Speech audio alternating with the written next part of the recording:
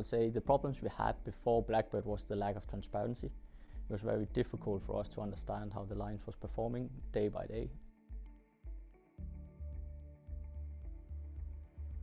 Because it's very easy to install, it took us only 3.5 hours, then all our lines was up and running. And then there was no interaction between our IT infrastructure, so all these things where you need to find out if it's possible or not. So it was simply the easy accessibility, and then we could get the data right away.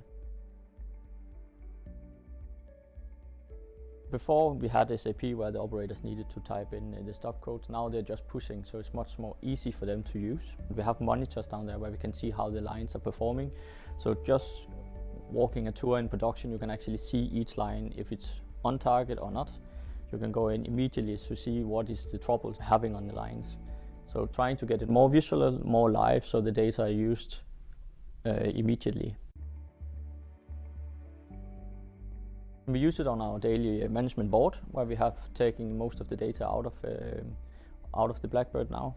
And then we have set down some task teams also, where they are looking into specific lines, and then every day report in to see what is the top 10 recent codes for the prior day or prior week. So we use the data in all the things we are doing, trying to understand our capabilities.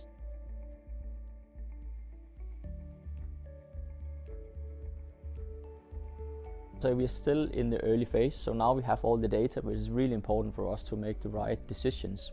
In the coming month, we will use these data here to actually start to see an impact.